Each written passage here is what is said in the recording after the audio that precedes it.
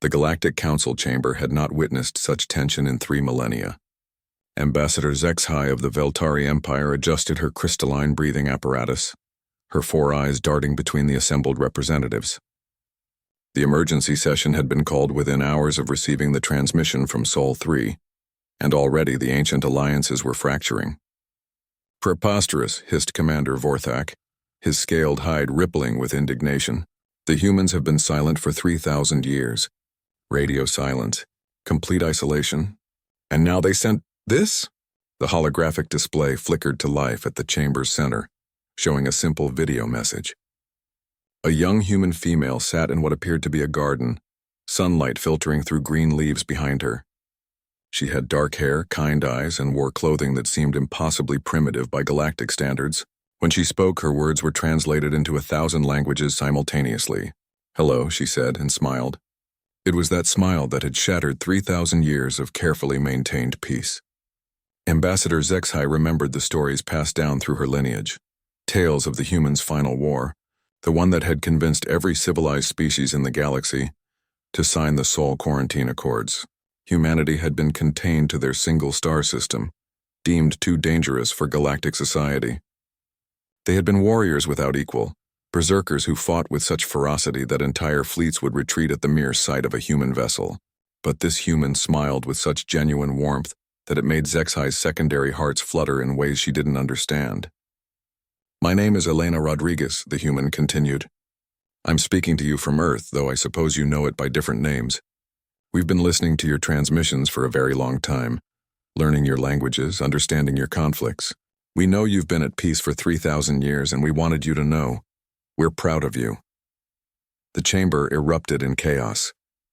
The Kron delegation slammed their war hammers against the floor, their battle cries echoing off the walls.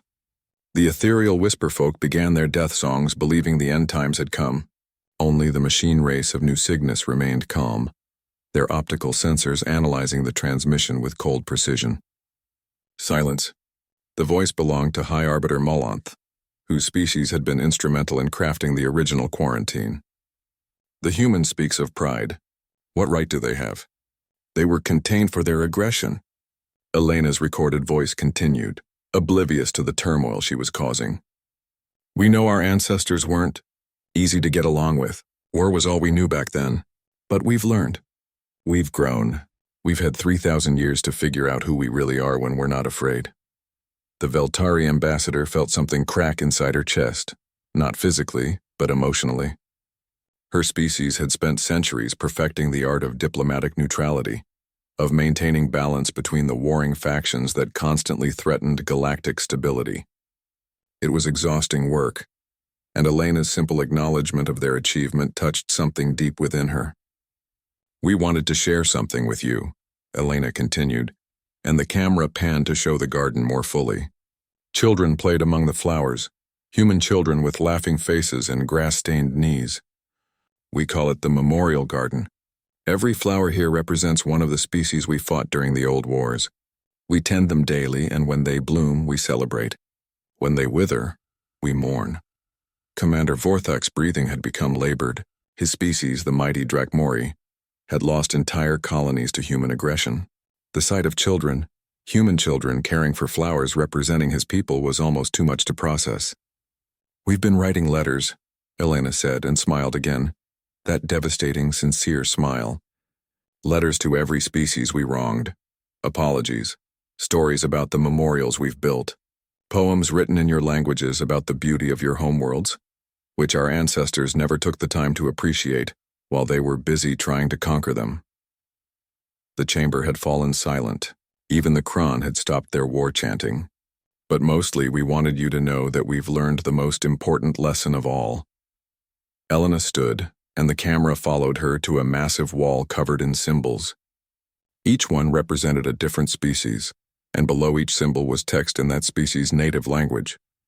"We learned that the strongest thing we can do isn't to fight. It's to choose not to fight when we still could." The transmission showed Elena's hand resting on a control panel that was clearly connected to some kind of massive technological array visible in the background. "We could have broken the quarantine any time in the last 1,000 years, she said quietly. Our ships could reach any corner of the galaxy in weeks. Our weapons could glass entire star systems. But the strongest thing we've ever done is sit in this garden, tend these flowers, and wait for the day when you might want to talk." The recording ended with Elena sitting back down, her hands folded in her lap, that gentle smile never wavering. The silence in the chamber stretched for long minutes before High Arbiter Melanth finally spoke. 3,000 years of peace, he said slowly. And they waited. Ambassador Zexhai found herself standing, though she didn't remember the decision to do so. They could have taken their revenge. They grew strong enough to destroy us all, and instead they gardened. Commander Vorthak's voice was barely a whisper. They grew flowers for us. The Whisper Folk began a new song, not of death but of wonder. The machines of New Cygnus calculated probability matrices that seemed to break their logic cores. The Krone delegation set down their warhammers for the first time in recorded history. Motion to suspend the Sol quarantine accords.